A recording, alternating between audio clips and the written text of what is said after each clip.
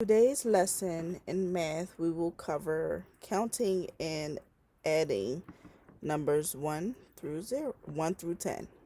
Standards that will be covered during this lesson will be to classify objects into categories, sort the categories by counting, and problem solving critique reasoning, as well as know number names and write and cite the count sequence, along with apply one-to-one correspondence to count the number of objects. Then be an easel shown to the students that has each vocabulary word and their definition. The first one will be order, which is the arrangement of things in relation to each other according to a particular sequence or pattern. Number, which is a sum of units. Count, which is to determine the total number of something.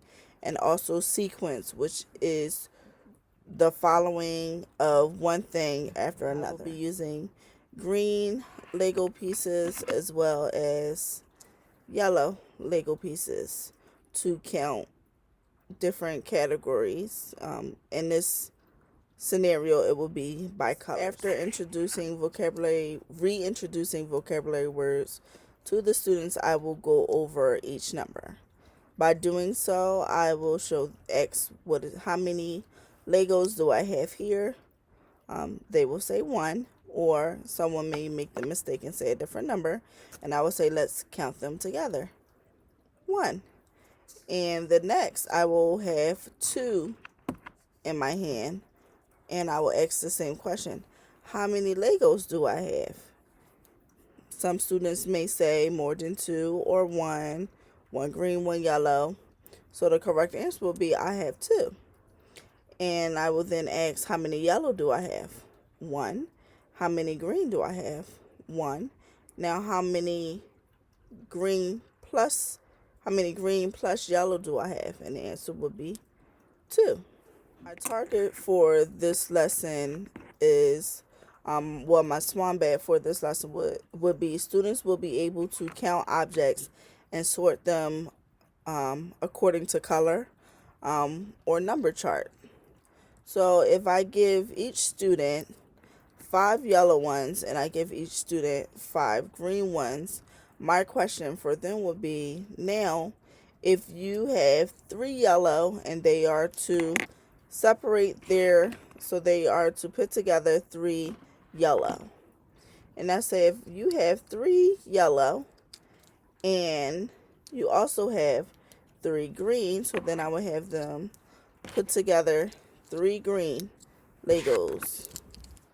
If you have 3 green and 3 yellow, now how many total Legos do you have? And many students, which I have learned in the past, will not count them separately or will not understand that they are indeed separate. I have had students in the past count them as 1.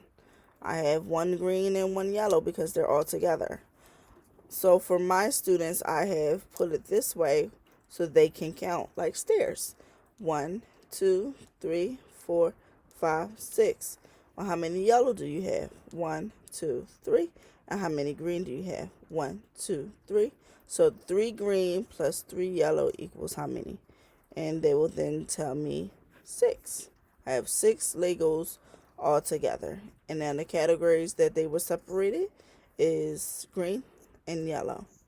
And then for a higher way of thinking, we will then do different sizes of Lego pieces. The lesson, I will state each objective, which the first one was students will be able to count the objects and sort them according to colors, as well as students will be able to learn how to write the number names.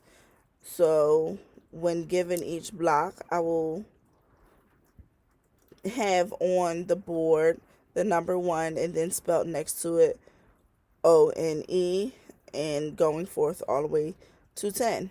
And throughout the lesson, I will continue to state what the objective is, which would be being able to count objects and sort them by color, as well as learn and write the letter names. Although although sequence although sequence is not part of the objective in the lesson, because we are using, I mean, sequence, a particular sequence or pattern, because that is not in the objective of the lesson, I would still explain it to the students, and maybe do a different pattern with these. So I may start with 2 green,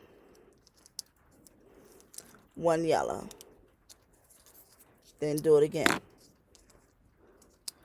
2 green, 1 yellow. So then the students will then have to tell me, well, what do you think goes next? I have 2 green, 1 yellow. 2 green, 1 yellow. What should I put next? What goes next? And it is something that I've found that they really enjoy.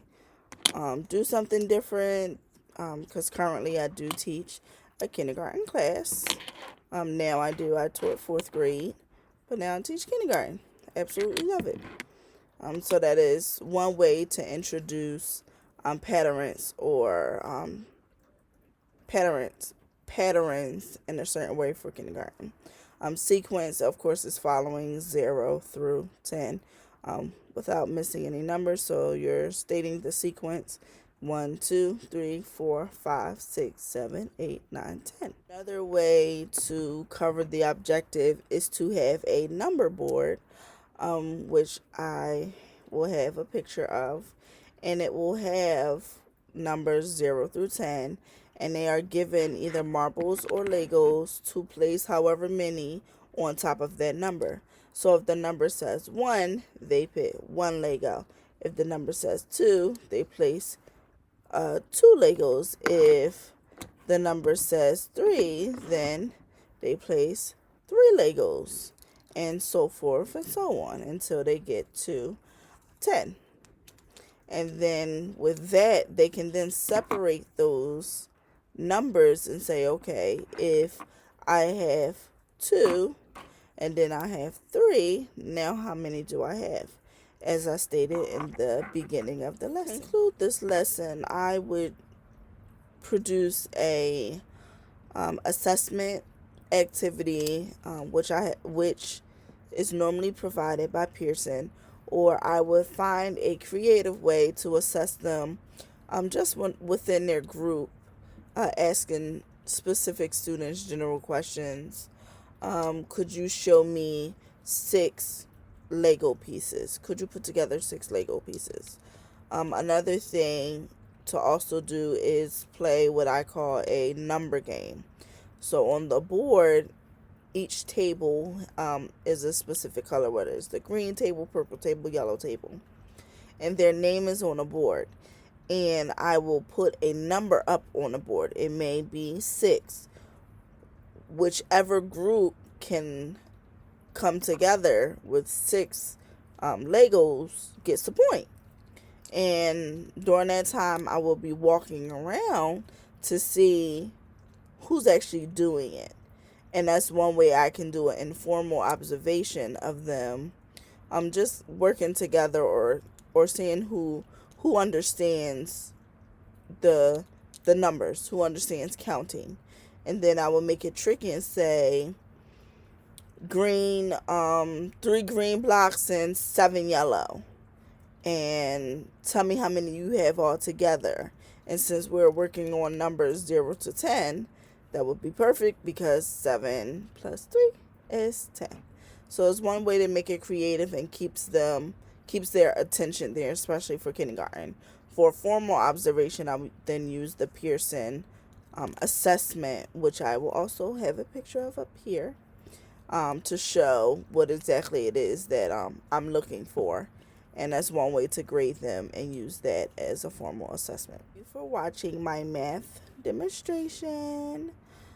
And I will also print out worksheets that will go with this.